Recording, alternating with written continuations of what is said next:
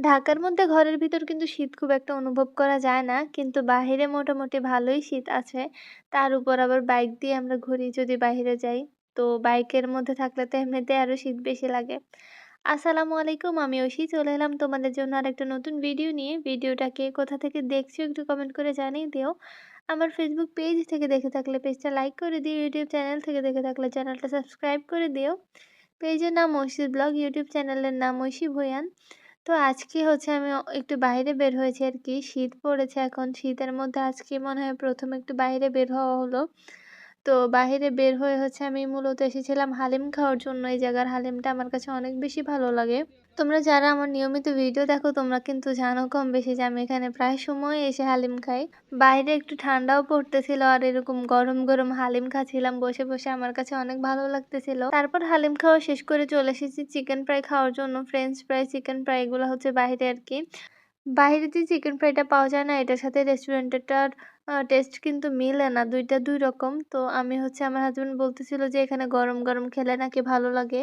পরে আমি বললাম যে, "আচ্ছা চলো তাহলে একটু ট্রাই করে দেখি কেমন লাগে।"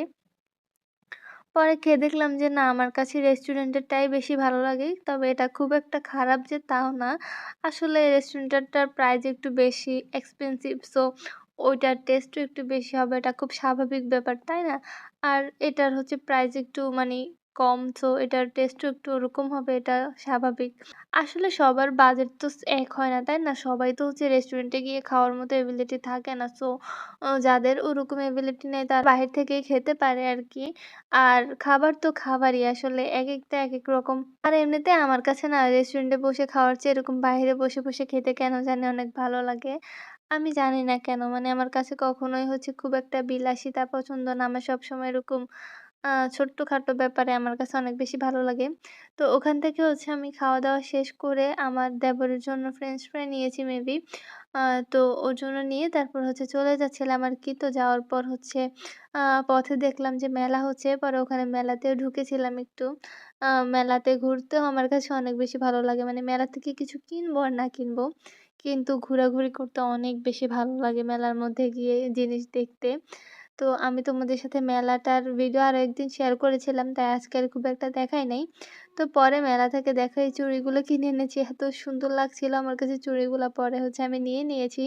যদিও কিছু নেওয়ার উদ্দেশ্যে আমি মেলাতে ঢুকি নাই, কিন্তু দেখে পরে না নিয়ে পারলাম না আরকি। মেয়ে মানুষ যতই থাকুক তারপরও হচ্ছে লাগেই লাগে।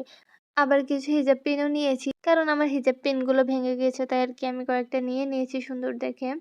তো আজকের ভিডিওটা এই পর্যন্ত। সবাই ভালো থেকো এবং ভিডিওটা কেমন লেগেছে সেটা অবশ্যই কমেন্ট করে জানিয়ে দিও। আল্লাহ হাফেজ। আসসালামু আলাইকুম। দেখা হবে নতুন কোনো ভিডিওতে ইনশাআল্লাহ।